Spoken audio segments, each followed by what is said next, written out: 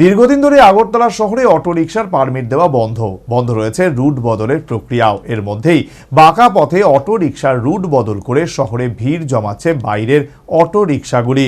বুধবার এরই প্রতিবাদে আগরতলা কুমারীটিলা এলাকায় বিক্ষোভ দেখান ক্ষতিগ্রস্ত অটো চালকরা। আগরতলা শহরে গাড়ির সংখ্যা নিয়ন্ত্রণে রাখতে গত 20 বছর ধরেই অটোরিকশার পারমিট দেওয়া বন্ধ রেখেছে পরিবহন দপ্তর।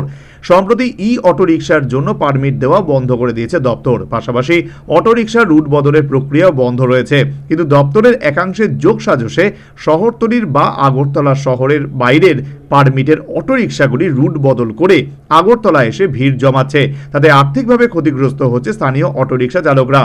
সম্প্রতি এই অটোরিকশা চালকরা পরিবহন দপ্তরে গিয়ে খোঁজ নিলে দেখতে পান গত কয়েক মাসে প্রায় 24টি অটোরিকশাকে রুট বদল করে চালানোর অনুমতি দেওয়া হয়েছে, যা সম্পূর্ণ নিয়ম বহির্ভূত। ফলে একদিকে যেমন শহরে বাড়ছে অটোরিকশার ভিড়, তেমনি আর্থিকভাবে ক্ষতিগ্রস্ত হচ্ছেন স্থানীয় অটোরিকশা চালকরা। এরই প্রতিবাদে বুধবার আগরতলা কুমারীটিলা এলাকায় বিক্ষোভ দেখিয়ে প্রতিবাদ জানান জিবিপি বণিক্য চৌমনি রুটের অটো চালকরা। যে আগরতলা শহরের মধ্যে মিউনিসিপ্যালিটির মধ্যে পারমিট বন্ধ আছে, যে আগরতলা শহরের মধ্যে পারমিট বন্ধ আছে। কিসের পারমিট? অটো পারমিট বন্ধ আছে মিউনিসিপ্যালিটির মধ্যে আর কি। তো এই জায়গায় আমরা একটা বিষয় দেখছি যে আমরা রুটের মধ্যে কিছু রাধানগর নরসিংগড়ের গাড়ি বা সেনপাড়া থেকে ওল্ড আগরতলার গাড়ি পারমিট চেঞ্জ হয়েছে আমরা রুটের মধ্যে সেনপাড়া জিবি থেকে বণিক্য চৌমনি রুটের মধ্যে আইতেছে পঞ্চায়েতের গাড়ি বা এটি পঞ্চায়েতের গাড়ি। যাই হোক, আমরা এই কারণে কালকা বিগেলসে গেছিলাম, বিগেলসে জানার লাগে আমরা 7-8 জন গেছিলাম। গিয়ে আমরা তারা রিপোর্ট অনুযায়ী কাগজ দেখছি, তারা রিপোর্টের মধ্যে দেখছি যে প্রায় 22-23 বা 24টার মতো গাড়ি হইব। হ্যাঁ, ওই গাড়িটি অন্যদিকের পারমিট পঞ্চায়েতের গাড়ি।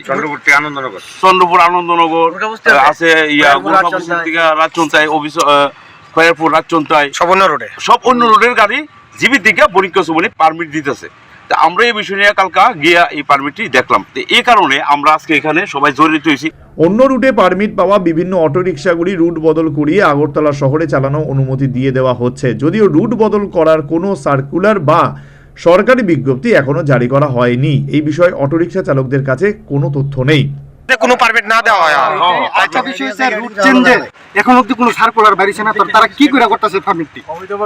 কিভাবে অবৈধভাবে করতেছে? করেন রুট যে চেঞ্জ, আমার রুট পারমিট আছে, গুরগাবস্তি নাগরতলা পারমিট আছে, তো আমি কি করে পারমিটটা আমি জিবি টু বণিক্য চৌমনি করি?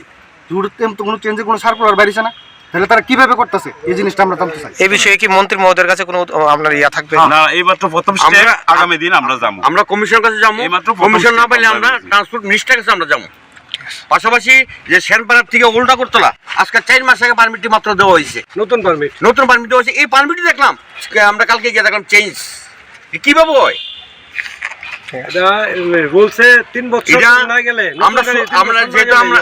ফলে আর্থিকভাবে ভীষণ ক্ষতিগ্রস্ত হচ্ছেন স্থানীয় অটো চালকরা। ওখানে প্রায় 70 থেকে 80টা গাড়ি আছে, অটো গাড়ি। আমরাই ডেলি 400-500 টাকা ইনকাম করতে খুব কষ্ট হয়ে যায়। তার মধ্যে আছে অটো, টমটম।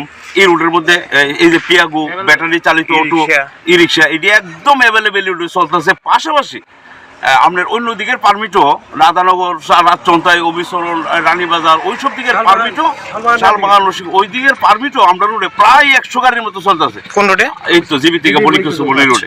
আমরা এই আগামী দিন চলতে কষ্ট হইব, ইনকাম করতে কষ্ট হইব। 200-300 টাকা ইনকাম করতাম ভালো, যদি ওইসব গাড়িটি দেয়, আরো যদি 40-50টা গাড়ি দেয়, আমরা দেখেন 200-300 টাকা রোজগার করতাম পারবো। ওখানে 400-500 টাকা রোজগার হতো, আমরা খুব কষ্ট হয়ে যায়। ওই গাড়ি দিলে আমরা চলতেই কষ্ট হইব। শুধু এই কারণে আমরা সবাই একলগে জড়িত। পারমিট বন্ধ করার দাবি। এসবের প্রতিবাদে বৃহস্পতিবার আবার পরিবহন দপ্তরে গিয়ে তলব করবেন অটোরিকশা চালকরা। অবিলম্বে নতুন করে অটোরিকশার পারমিট দেওয়া বা রুট বদলের পারমিট দেওয়া বন্ধ না হলে আগামী দিনে পরিবহন মন্ত্রীর কাছে অভিযোগ জানানোর হুঁশিয়ারি দিয়েছেন অটোরিকশা চালকরা।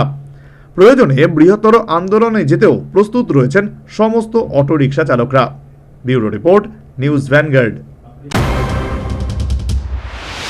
সিজা ইনস্টিটিউট অফ কিডনি সায়েন্সেস কিডনির জটিল রোগের চিকিৎসার জন্য এক উৎকৃষ্ট প্রতিষ্ঠান, যেখানে উত্তর পূর্ব ভারতের প্রথম এবিও অসামঞ্জস্য কিডনি প্রতিস্থাপন এবং মৃত ব্যক্তির কিডনি প্রতিস্থাপন করা হয়। এখানে 115টিরও বেশি কিডনি প্রতিস্থাপন এবং উত্তর পূর্ব ভারতে সবচেয়ে বেশি হিমোডায়ালিসিস করা হয়েছে এবং এই সংখ্যা দিন দিন বাড়ছে। সিজা institute of kidney sciences Tripura সরকার সহ অরুণাচল প্রদেশ, মেঘালয়, মিজোরাম, মণিপুর এবং নাগাল্যান্ড সরকার দ্বারা স্বীকৃতি প্রাপ্ত।